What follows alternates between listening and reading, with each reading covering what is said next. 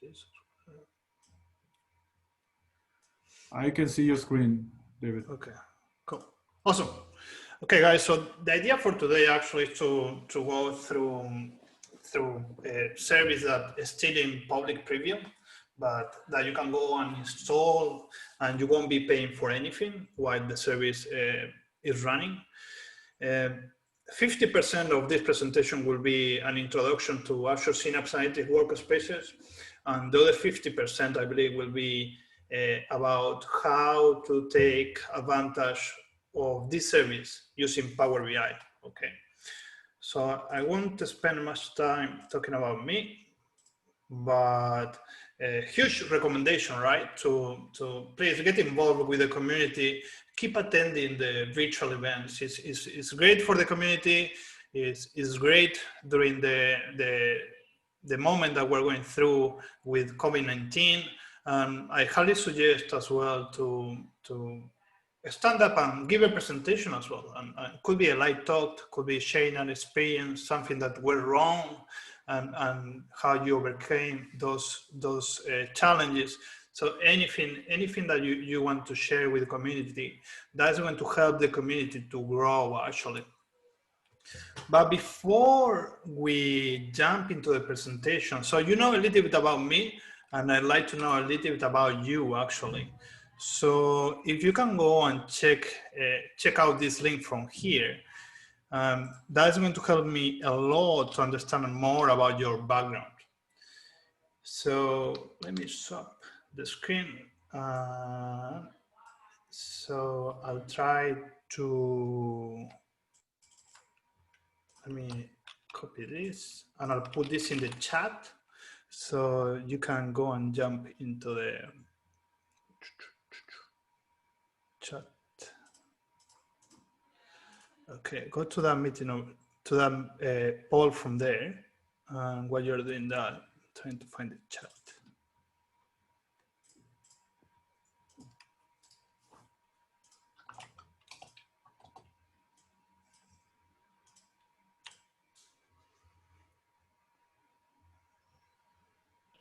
David, I just typed it in. Did I get it right? Can you see it in the chat? I cannot see the chat. I'm trying to find the chat. But do you type it in the chat? That'll be good. Yeah, let me actually go to the link and see if I typed it in right. Yeah. I think you got it right. Yeah. I was able to get in without a problem. Okay, cool. Yeah, so if we're good. So that's the right link. Awesome. Thanks for that. I don't know what happened with my chat, but either way, so let's go through a few questions that I want to ask. So if you can please answer those questions. Oh, that's really nice. Somebody's looking for vacations. That's definitely true. Concerts, that's a good one actually. We have a few fans of music. That's nice. Let's give a couple of more seconds because we do have a few questions that we need to complete. Going to movies. Good point, actually. What you've seen actually is that we stopped getting good movies, right? New movies. They're not. I think many companies are waiting to release new movies. Seeing family, that's a big one, right? So visiting family. I think many of us will have the same challenges. If it's even across the states or countries that right now we cannot visit our families. Okay, stay there because what we'll do, we'll go to the next question. What's your profession actually? So do you come from a Power BI developer background, data engineer, none of these ones?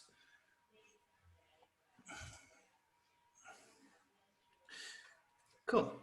So we have a little bit a mix for today, which is nice.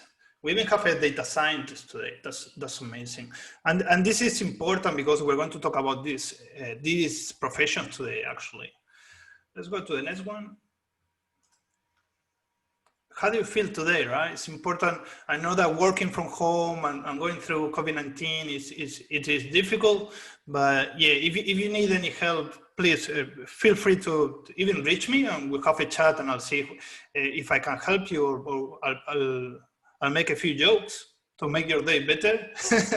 But also I understand that there in US is already around 5:30 p.m., 6 p.m. So you potentially you are tired as well. Only 2 more questions to go. And the next 2 questions actually, they are related to the presentation. Are you aware about the difference between Azure Synapse Analytics, the database, and the new workspace experience? And one of the main goals for today is actually to go and make sure that you understand the difference between these 2 different services. And the last one is another technical question. What's the maximum size of a single data set in Power BI using a Power BI Pro license and import mode? This means that you bring the data within the report, okay? Within the data set, the file. So what's the maximum size? I think it's split 50%, 50% between 10 gigabytes and 1 gigabyte. The reality is actually, the answer for this one is that the maximum size of a single data set, a single Power BI file using Power BI import mode and the Pro license is 1 gigabyte. Then you can have up to 10 gigabytes within the workspace, and that could be overcome as well. If you have many Power BI Pro licenses, you'll have more size for the workspace, okay? But the one single Power BI file, import mode, Power BI Pro license will be 1 gigabyte. And this is important because we're going to talk about this limitation today. And that was the last one? Yes. Thank you for that. I really appreciate that you jumped into the link and you answered those questions. Now we can go back to the presentation. The agenda for today, as I say, so let's go and introduce the service. Then we go and we'll check how we can take advantage of Power BI, and we'll have Q&A at the end of the presentation. But please, because we're a small group, feel free to ask questions as we go as well. Okay, let's try to answer one of the questions that we had before, right? So Azure Synapse Analytics workspaces. What is it? So the first thing that you need to understand is that when you go to the Azure portal, you're going to find 2 main Azure Synapse Analytics services. And this is, I think it is a brand challenge within Microsoft. I'm not 100% sure why they did this, but it's quite confusing. So on the right side, you have the formerly known Azure SQL Data Warehouse. This is just a database, okay? This is like a relational database that is able to process large volumes of data. While on the left side, the workspace experience, this is a platform. This comes with a lot of different features, a lot of different technologies that you can take advantage of, not only the database. So let's put it this way. Our workspaces they're going to allow you to use the database, but it's going to allow you as well to do many other things. And the reason why, so first of all, the main focus for today's session is to talk about the workspace experience. Also highlighted here that it's in public preview. What does it mean? So public preview means that it is one step, it is only one step behind being a generally available service. By being in a public preview, it means that you can go and create the service and start using it, but it also means that it doesn't have SLAs, right? It doesn't have service level agreements that they need to commit for. It doesn't have, maybe they could change some fundamental configurations within the service.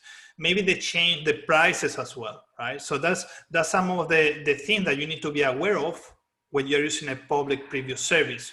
But from what I've heard from Microsoft, this service is going to be generally available with SLAs and the final pricing, the retail pricing by the end of this year.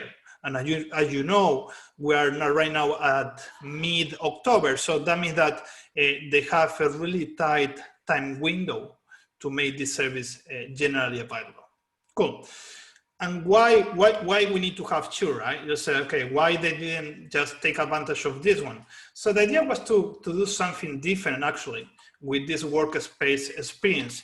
And it was, there was a need, and the need was to maintain independent analytic systems. And with that, I mean that before, if you had to do big data, you had to go to a different set of tools. If you had to do data warehousing or traditional reporting with relational databases, right? So this is before. So before you had big data and data warehousing, two different set of technologies, two different set of skill sets and professionals. And that means that you had to maintain as well a lot of different applications, right? But Synapse Analytics, it's the workspace experience, is here to solve that problem, okay? To mitigate those challenges by bringing big data and data warehousing within the same service. So what do you actually get with Azure Synapse Analytics? So what you get, as mentioned before, you get a platform, right? And within the platform that is going to build in on top of Azure Data Lake and fully integrated with your Azure Data Lake, you'll get of course, a security framework to manage it, but you're going to get a data integration layer. The data integration layer is going to be what you know as Azure Data Factory right now, okay? This is in Synapse Analytics, you can build Azure Data Factory pipelines and mapping data flows to integrate the data. You're also not going to have only the traditional SQL runtime, right? This is not just the database that we've seen before. You're going to be able to have analytic runtimes in SQL, as well as taking advantage of Apache Spark if you need to perform some sort of big data analysis. So you're going to be able to choose pretty much. If you want to run a traditional SQL workload, you'll have SQL, but you also have Apache Spark. Then you have different form factors. This means that you can pre-provision the resources that you need, or you can pay for what you use. That is the new on-demand option. This is what they call the serverless Azure Synapse Analytics, right? So this means that you just pay per execution of your queries. You don't need to go up front and say, okay, provisioned 20 nodes and scale up and down, but pre-provision 20 nodes. This opens a lot of new opportunities for companies to start taking advantage either from SQL or Apache Spark by paying only per usage. And then, of course, you are not going to only be able to use your SQL background and knowledge by bringing Apache Spark. You know, we're bringing as well the option of writing solutions using Python, .NET, Java, Scala, or R. And all the experience will be through a single web portal that is called Synapse Analytics Studio. And this is going to be pretty much where we're going to be focusing our session today. We're going to spend, during the demos, we're going to spend time within here, because by a single entry point, that is Synapse Analytics Studio, you're going to be able to manage everything else. And besides that, I could talk about 20 or 30 specific characteristics to Azure Synapse Analytics workspaces. Today, I chose only a few of them that I believe that they are really important for us and they make the service unique. The first one is that they have simplified what's the architecture. And in this case, we're looking at the modern data warehouse architecture. So before, when you had to deploy this solution for a client, you had to create 1, 2, 3, 4, 5, potentially 6, let's say 5, 6 services. And that's all right. Creating the services doesn't take a lot of time, right, in Azure. But then it comes down, you need to configure them. You need to define the ownership, the standards, and you have to go to different applications as well to develop solutions. With Azure Synapse Analytics workspaces, the idea is to bring all those services under the same banner. That means that you'll be able to not only manage, secure, or develop solutions in a single spot, is that by having you know how it is, by having everything within the single, in the same web experience, that means you'll develop solutions faster. And we're going to talk about that. Also, to point out here, the only difference with the previous one is that within Azure Synapse Analytics, we are going to have built-in Azure Databricks. What we're going to do is that we're going to use pretty much HD inside Apache Spark built-in Azure Synapse Analytics. Doesn't mean that you need to stop using Azure Databricks to use Apache Spark. So it doesn't mean that, okay? So you want, if your business cases or you have a mature Azure Databricks environment, you want to continue using Databricks, but potentially start taking advantage of Synapse Analytics for new solutions. Also to mention that the Apache Spark version that we get in Synapse Analytics is, I think, 2.3 or 2.4. So it is a little bit behind the one that we get in Azure Databricks.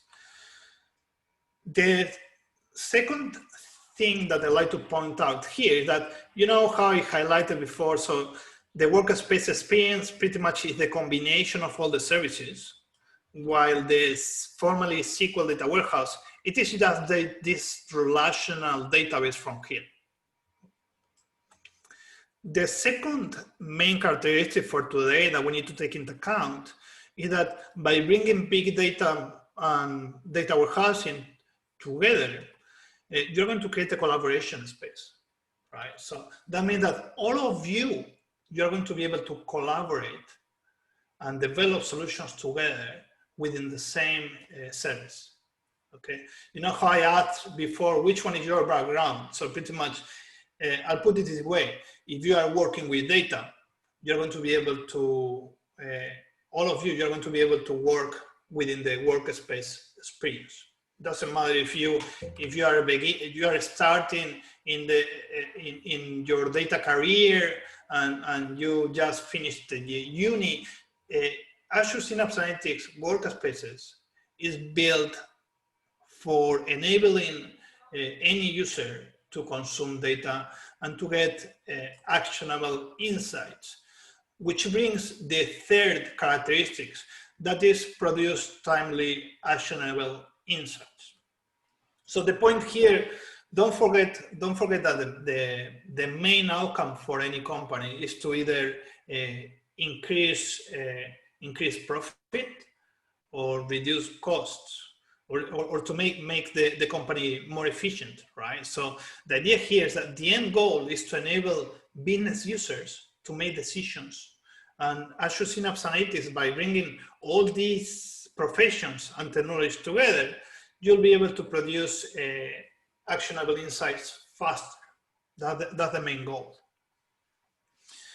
And also to create an experiment, right? So before it was a little bit challenging for us to have a framework just to experiment solution, right? So you know that there are many companies who right now are not investing a lot in big data or machine learning or AI because they don't see business value.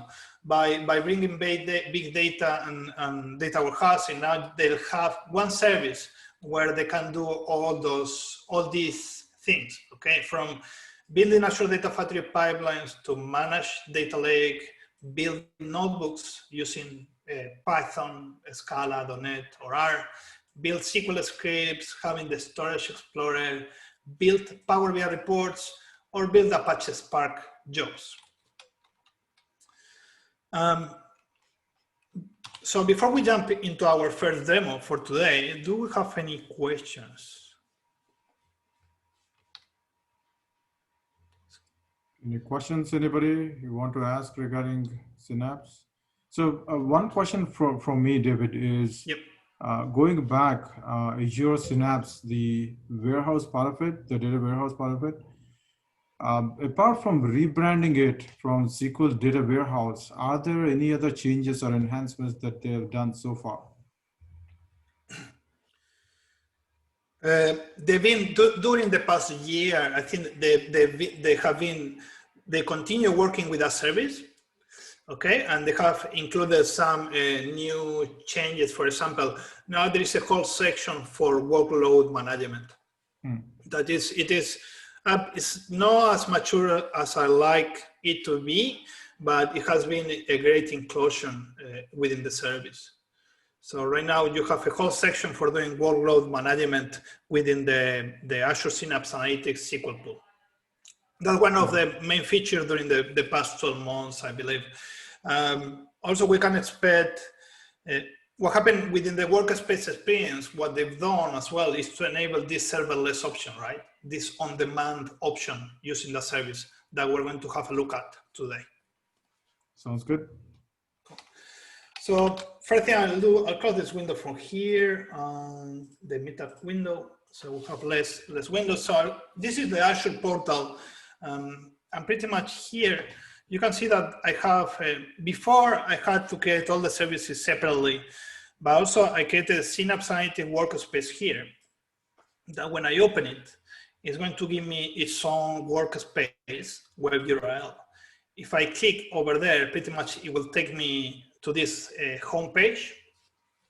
And you can see up front, they give you a lot of information. Within the home page, it does give you an idea already that you can ingest data, for example, using Azure Data Factory, or visualize information using Power BI. The workspace is pretty much split in different sections, different hubs. So we have this home hub where we have recent solutions or solutions that we want to pin, but also useful links. And useful links, they did an amazing work actually. So because if I click Knowledge Center, they're going to give me a lot of different options to start working and having a better understanding of the workspace experience. And one of the first points of using Synapse Analytics workspaces is that you need some data, right? And they even, they offer you a lot of data sets, public data sets that you can use to start using and testing Azure Synapse Analytics, even notebooks, notebook solutions, or even SQL scripts. This is amazing. This is a great thing that they have done during the past 3 or 4 months. Within the Data Hub, here's where you're going to have all your data resources, correct? And as I mentioned before, you're going to have the option to have a Spark resources or SQL on-demand resources, or potentially a provisioned database here. Not only that, so this is the same experience pretty much that you get in Management Studio, but with a Spark or Azure Data Studio. Then you're also able to link other services, right? And you can here have your Azure Blob Storage or your Azure Data Lake Gen 2 Cosmos DB integration datasets. This is the same as Azure Data Factory if I click any of them. But for example, let's have a look at where in the Data Hub. And here we have a Data Lake. So you'll see that you're going to be able to navigate and browse your different data sets, right? In this case, this pretty much landed, it kept the direction before, but you can see my folders within the data lake.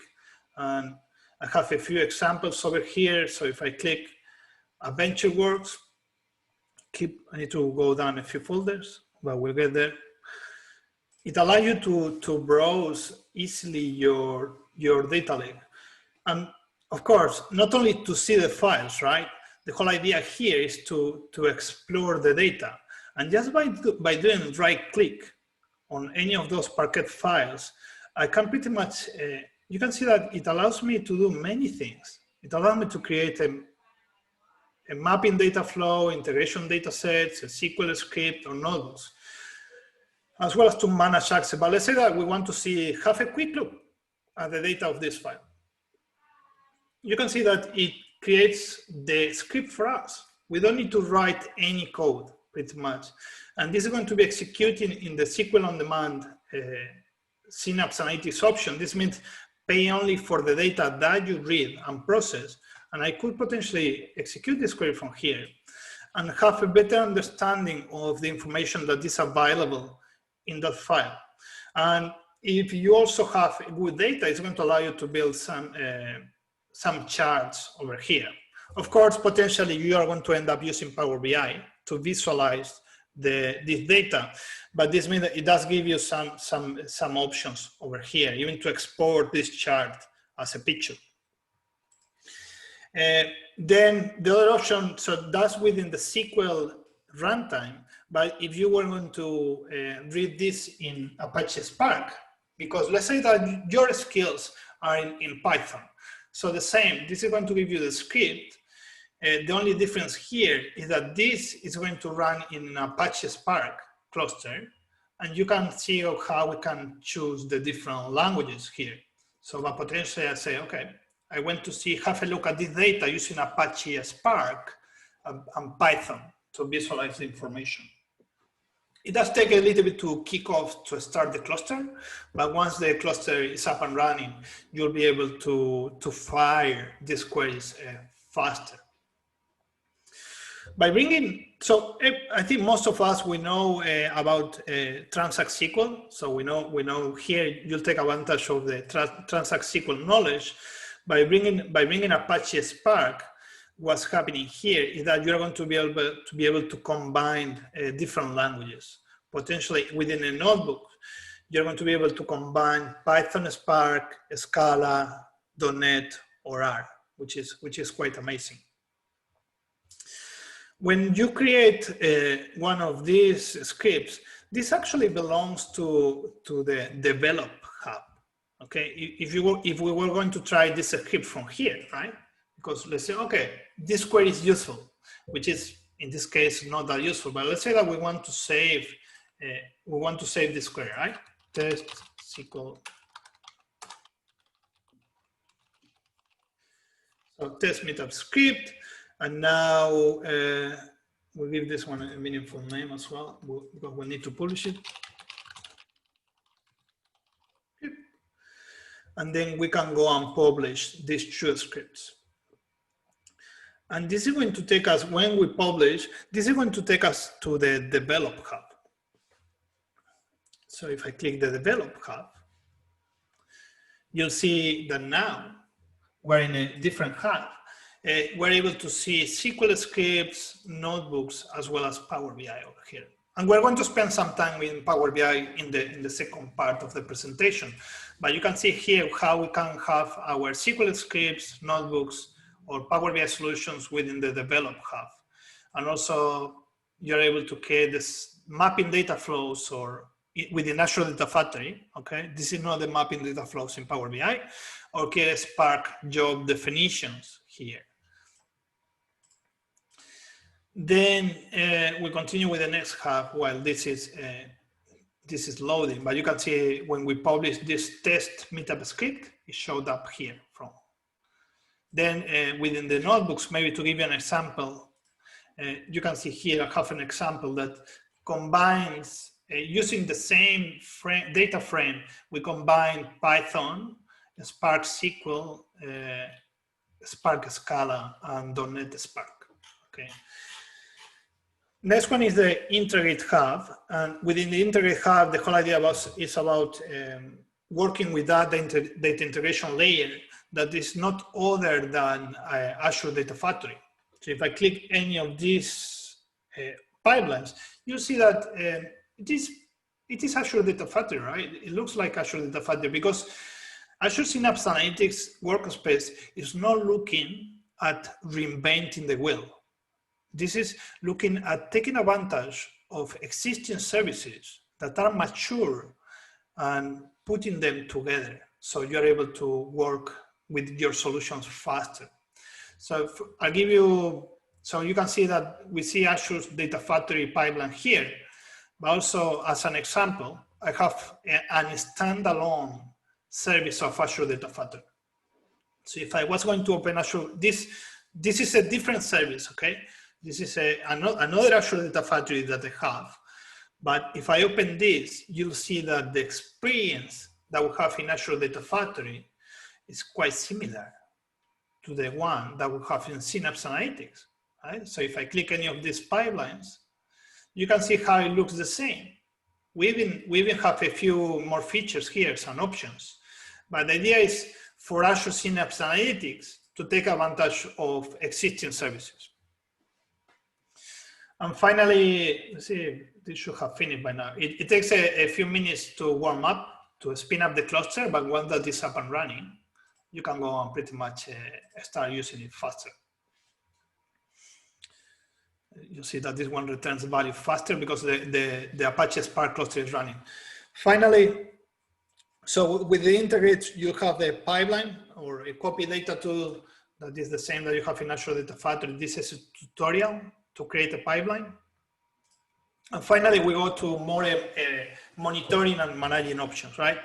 With monitoring, you're going to be able to monitor all the workloads within your analytic runtimes. Quick reminder that analytic runtime, they could be SQL or Apache Spark, and they could be provisioned or on demand. And as well to monitoring the Azure Data Factory pipelines, any schedule that you have for the pipelines, but then you can monitor also the activities that are running in Apache Spark. You can see here our notebook and any SQL requests. Right now we cannot see the history. We can see only running queries, but monitoring open transactions for Apache, Spark, SQL, or Dataflow debugs. Even if I click in Apache Spark and I open this notebook, you'll be able to see a lot of information. And even to take you to the Spark UI browser, you can see that here within the same experience, I'm able to see, this is our Apache Spark cluster to see our jobs. And finally, within the manage option, this is where, for example, you're going to create and manage your analytic runtimes, SQL pool or Apache Spark pools. You can see this one on demand. We don't have many options to define with this on demand option, but in Apache Spark, in our cluster, we could potentially say that we want this to go offline after 5 minutes if nobody is using it. Or just to, if we want this to be running 24/7, maybe we disable the auto post. And you also can define the size of your cluster, right? So maybe you say, okay, we just need something really small and the number of nodes is 3, but you can also define this to auto scale. Let's say if you need more nodes to automatically go up as needed. And the next one is that you're going to be able to create all those connections with other services if required. For example, if you were going to integrate data and move information from an on-premises Oracle database or any other system, so you need to create those connections. And this has the same connections and same connectors that you have in Azure Data Factory. More than 85 connectors, including one that is Power BI, that you don't get in Azure Data Factory. So potentially, when you create the Power BI, the only thing that you need to be aware of is that there's only one connection allowed with Power BI. When you create that connection, you need to point to a specific workspace over here. And my workspace connected, and we'll see this before, is this one from here. And just to maybe to finalize this, link services are the connectors to other services. Then you have triggers to schedule pipelines or workloads. And you have a whole section about security with access contract list to the service and credentials. Cool. Just to summarize here, I think it has been a lot of information in a little time, but I wanted you to have a brief look at all the options actually that you have in Azure Synapse Analytic Workspaces before we go in more detail with Power BI. Any questions at this stage? So if I have to summarize, they have provided this kind of an all-in-one tool where you can start with each step, right? Like you see on the screen, ingesting, next take it to the explore, next take it to the analyze, and finally visualize, right? Step by step, one single tool that you'll be able to do irrespective of what data platform you're using and what language you're using, right? That's the summary of what we're seeing here. That's correct. I think the main goal here is that if you were going to do any work with data, that Microsoft is giving us a tool where we should be able to achieve the outcome that we're looking for. I've got a question. Sorry, guys. My name is Manmeet, and I'm calling from Melbourne. David, how you going, mate? Okay, nice to have you here. Yeah, got a question in regards to this Python and R thingy. And within, so is this going to be supported through a distribution network of Microsoft, or you can have your own what you can say localized installations controlled? You know? That's an excellent question. At this stage, it will be supported only by the Microsoft, the Azure Data Center Network. You won't have any similar service on-prem for doing your machine learning or your R solutions at this stage. No, fair enough. Yeah, nice. Potentially what you can do, if you are working with Databricks or Jupyter notebooks, they do give you an option here to import your solution. So if you've been developing notebooks on-prem, this allows you to import here different notebooks as well. You can see that if I want to bring have some movie there. But if I want to bring anything related to a Python notebook, you're going to be able to import it here. Then you need to work out the connections. What happens to the libraries? So good question as well. So you can bring, when you spin up I'll give you exactly what you're looking for. So let's say that you are looking for create a different Apache Spark cluster. Okay. So when you create the Apache Spark cluster, at this stage, it comes with not many options. It does allow you to upload like a configuration file, but it doesn't allow you to bring custom libraries from what I've seen. Also, as I mentioned before, you see, I think the latest version for Apache Spark is 3.1 or less than 3.0, and this is not the latest version. So this means that at this stage, you don't have all the recent libraries, but it does give you an idea of, by looking, Apache Spark 2.4, then you can go to pretty much Apache documentation and understand which ones are the libraries that you get with the version 2.4. No, fair enough. Got the idea. Yeah. Thanks, mate. No worries. Okay, let's continue with the second part of the session. And it's about bringing actually focusing in Power BI, right? Because this is a Power BI meetup. Now we understand a little bit more about the platform. So what are the benefits about having Power BI here, right? So I'm going to list a few services, a few advantages, sorry. The first one, rapid prototyping.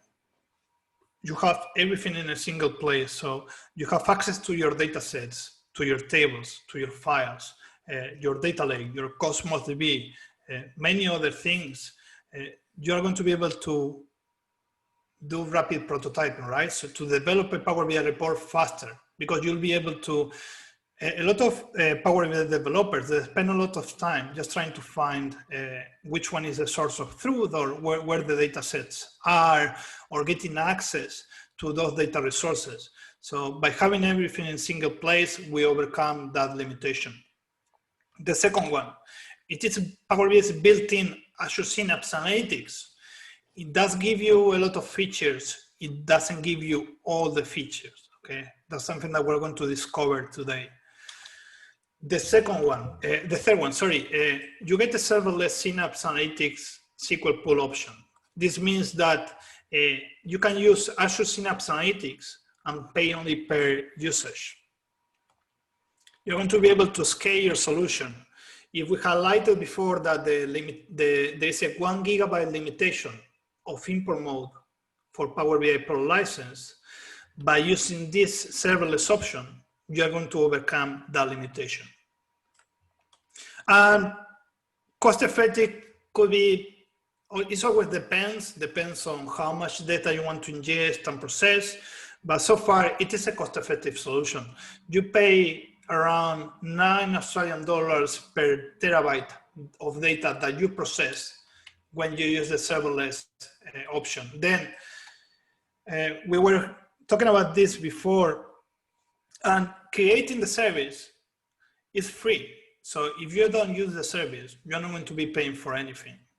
That's a key goal. So highly suggested, go create and configure the service. And when the business use case arises, you are ready to take advantage of it. And to bring into play, so today we're going to have a demo with serverless Synapse Analytics. So you can see how you can scale your solution. To run this demo, we need to understand this concept that is about external tables. If you were going to import data into Power BI from a data lake store, you know that you have a limitation that is 1 GB with a Pro license. By bringing external tables, you're going to be able to do this. So create an external table in Azure Synapse Analytics by defining the schema of the file here, and then consume the information with Power BI.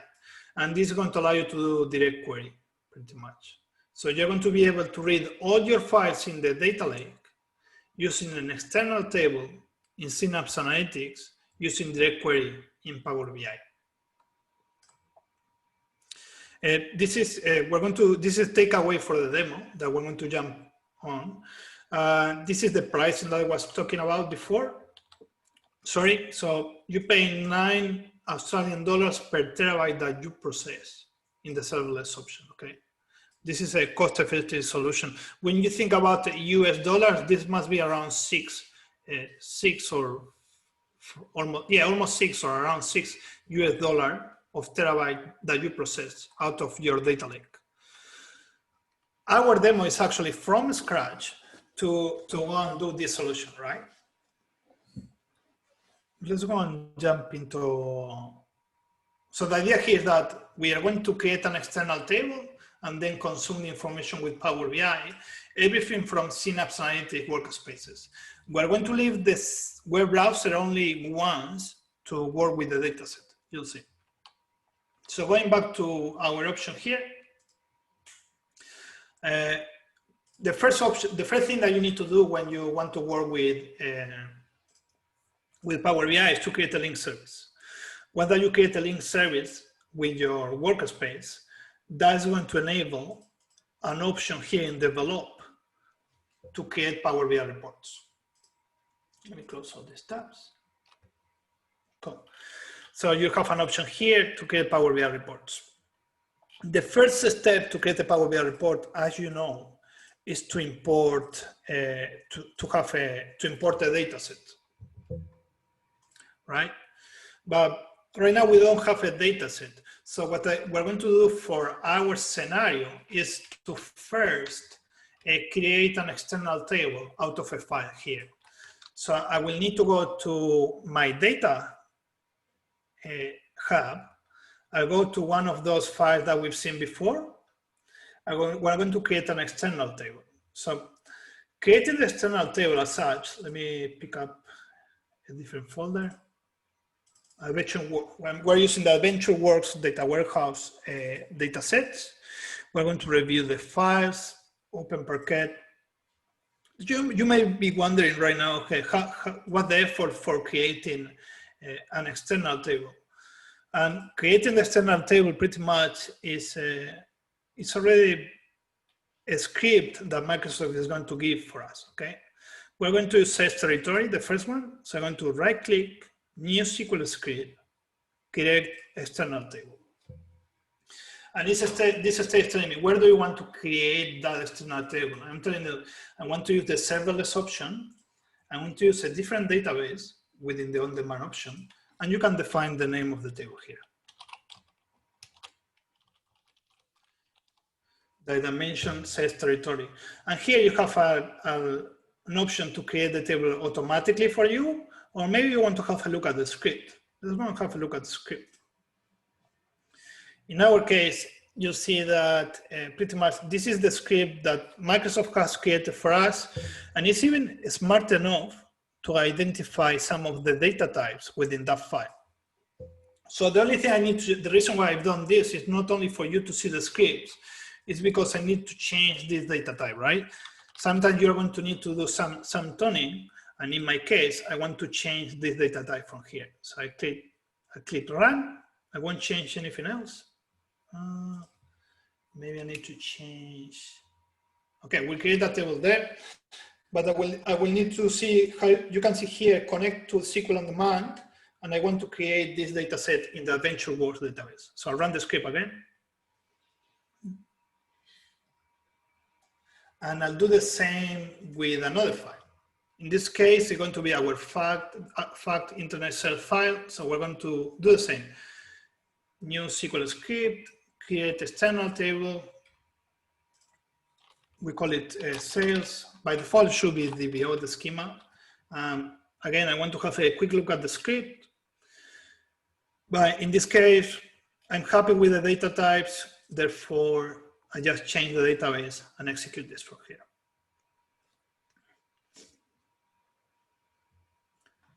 Cool. So now we have created two external tables. And if I go to workspaces, I don't want to publish this script, so I want to discard them for now. Oh, I'll leave them. Okay, I'll leave them. Maybe I'll need, we're going to need this one later, so I'll copy it. Cool. I'm going to refresh this window from here, refresh everything.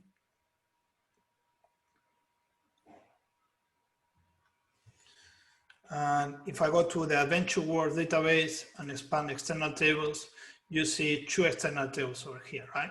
But again, I can go and easily query. Okay, we have our external tables that are pointing to our files. So we have the external tables. Next step is to be able to connect Power BI to create the data sets. I want to save this one as well. Maybe we'll leave it there. Okay, we go to develop, and we want to create a Power BI report based on this data right now. So go to Power BI datasets, and I'll need to create a Power BI dataset over here. And this is the only moment where we're going to leave this experience to create the dataset. It'll give you a wizard, we'll create a start. It's going to ask you, hey, which one is your data source? In our case, it's Adventure Works. We click continue, and it's going to allow us to download an Adventure Works Power BI data source files. Data source files in Power, this extension means that when I open the file, the connection string is going to be pre-populated for us. So we don't need to change the connection string. And this works, if you have access to query those tables, you'll be using Active Directory credentials to query the data. If you don't have access to query those tables, so you won't be able to progress. But in this case, we open the file. We're not going to create the report here, but we need to create we'll create the data set. You can see that it is doing everything for us. I'm already connected with my credentials to Power BI, and now it's connecting to that serverless option that is going to allow us to bring those two external tables. So we click those two external tables, we click load, and the magic happens here. So if I was going to do import mode, I'll be in the same scenario if I connect Power BI directly to the data lake.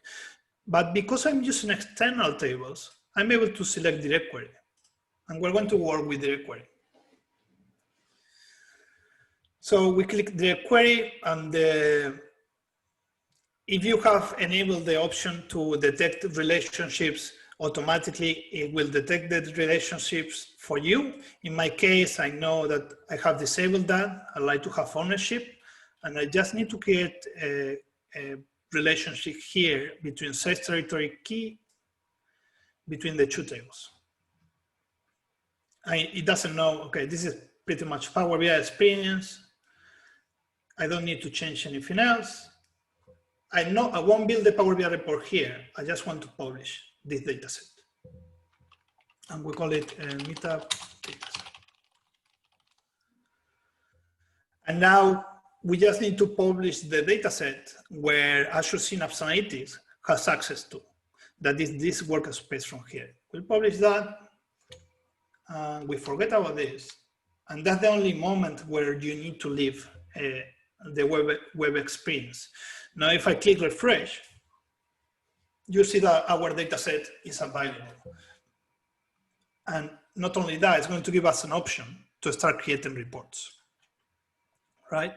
So by default, it has this blank report, because when you publish the report, it's going to publish blank canvas, but potentially I can create more reports, right? I can say, okay, I want to create a new report. And you can see this is the built-in experience that you get in Azure Synapse Analytics. You can see immediately that it's using the previous UI experience, but it does allow you to easily build some insights that are amazing to take advantage of the information. Let's say that we click region and we click amount. And you can see that here we're using Power BI direct query with our data lake. So any limitation that you had before with that 1 gigabyte using import mode, and you can see how fast it goes, but we'll talk about that soon. And I want to bring one more visualization to show you the number of rows. Order line, number, and we'll do just a select count. So you know the number of records that will be here. Okay. I say not a lot of records, right? 60,000 records. I can tell you the file is around compressed, uncompressed, the internet sales. This is the original database, okay? It's no Synapse. The size is around 10 megabytes. Compressing Parquet file is 1 megabyte. So it is not a lot of data. Still doing direct query with the data lake. So we're going to save this report.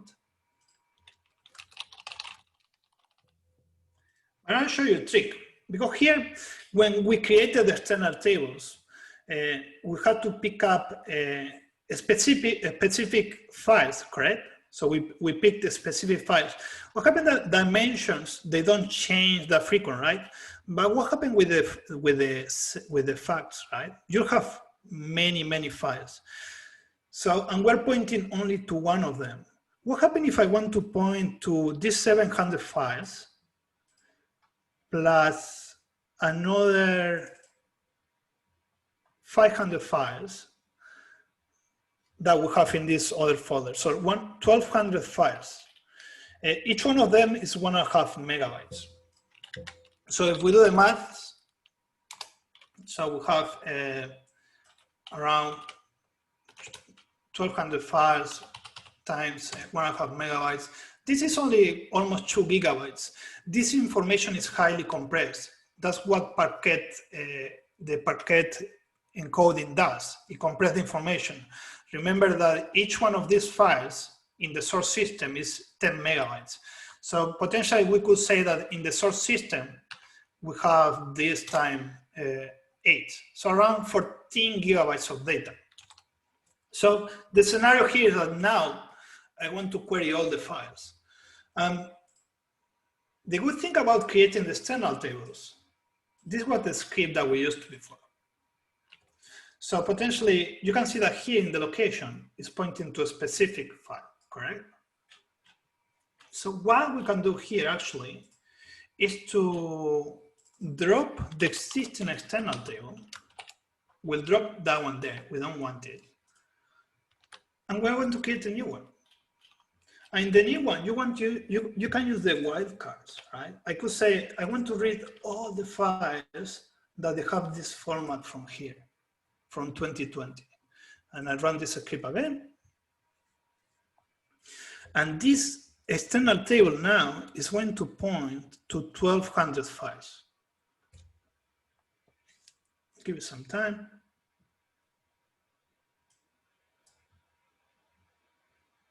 And it will come back to us.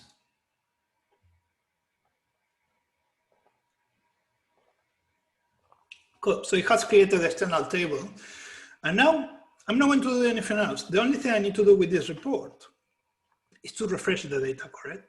So if I click refresh, this is going to go now and read the 12, open and read the 1,200 files. So the question is how well does it perform? So we don't really have visibility on how many resources that are being allocated in the serverless option. So it is something that Microsoft hasn't published at this stage. The expectation is that in the future is to have some more governance with that, right? But you can see that it already returned the number of rows. So it read 73 million rows out of those 1,200 files. And I could potentially, we save this report now. So this was the demo. You've seen how easy it actually is to work with Power BI, external tables, overcome any limitation on the size, but to finalize, I'd like to go to the Power BI workspace and refresh this page, because this is the workspace that was connected to Synapse Analytics. And you can see here that it brought our data set, and now we have the reports. This means that you do fast prototyping with Synapse Analytics, and then potentially you can extend this solution and have a production workspace where you move these data sets and reports.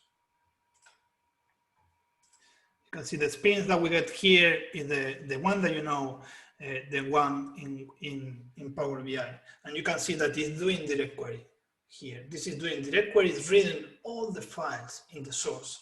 And it is smart enough to do some caching of the data as well, right? To summarize the demo, what you've seen now actually that with this solution, we overcame any size limitation within Power BI, consuming information from our data lake.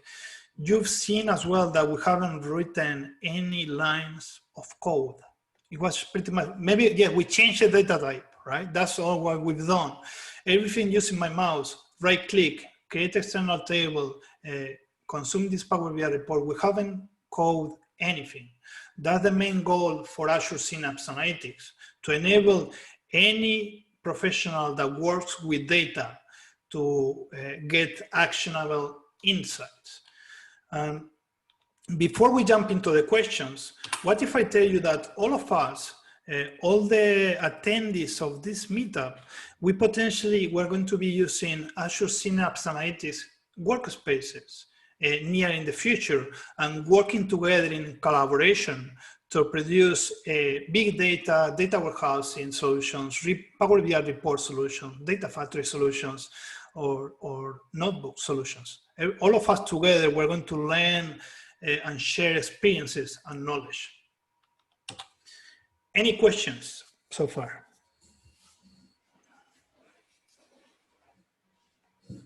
I have one question, David. You mentioned about roles at the beginning, right? Yep. What if there is a data scientist? How is it going to impact what they're doing? Sorry, can you repeat the question, The please? data scientist role, Yep. when they start using the Azure Synapse, how is it going to impact the way they get things done? Okay, good question.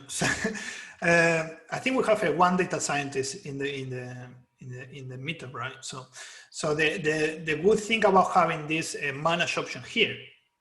So a few things, right? So you have this access control list to give access to the correct resources to each member of your team, right? So if you have a data scientist, maybe you want to give them access only to use the Apache Spark clusters, correct?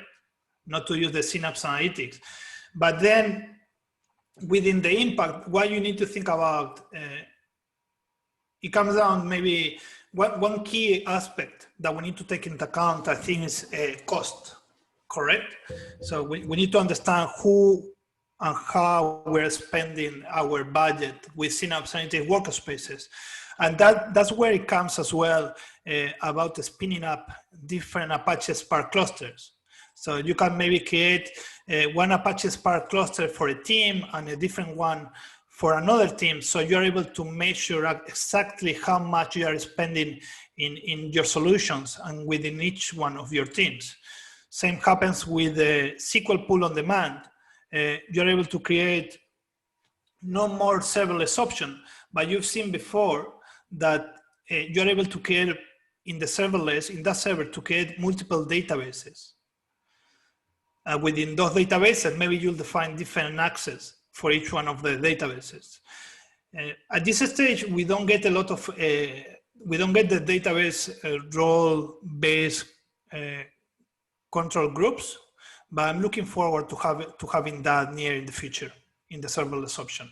I haven't seen any sort of a control to say, let's say, data scientists, they're only allowed to query these two tables or anything like that.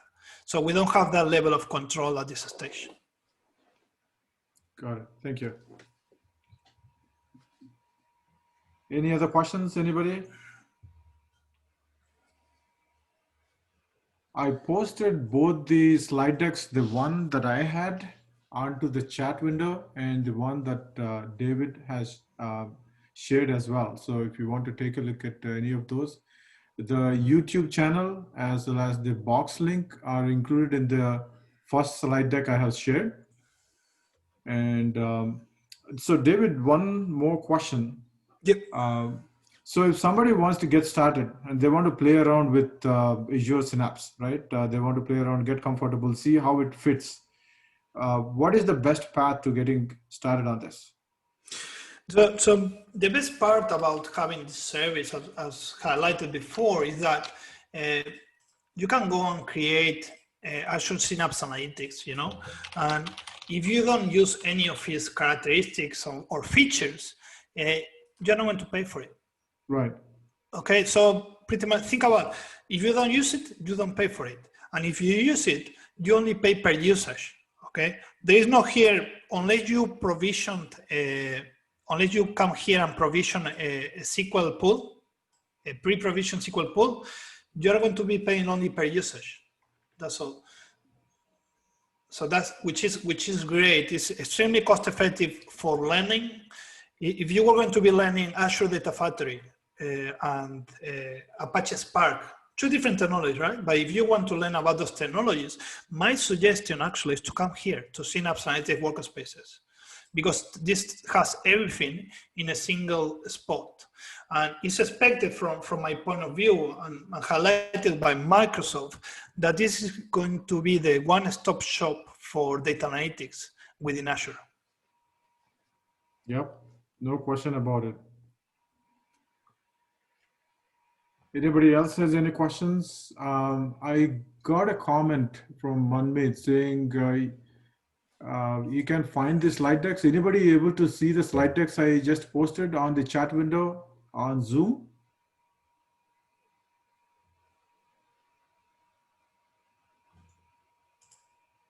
Ed, are you able to see? Okay. Okay. Yeah, I don't see a Zoom chat for the link. Okay. Let me do this then. I'll go ahead and post this again on the meetup, the discussion boards. So you can obviously go there and download this. I can see the slide decks in the chat. I'm downloading I don't know. right now. Yeah, I don't know which version you have, Suresh, but maybe it is worth it for me to share this, the last version of this deck. Yeah. So you post it in the meetup, because the one that I sent you is, I made some changes, no critical changes, but I did apply some changes. Yeah, and go then, ahead and send it to me, David, when you get a chance. I'll go ahead and post it. Yeah, I'll do so. I'll stop sharing my screen for now. Just David, quick question. if we want to start doing some kind of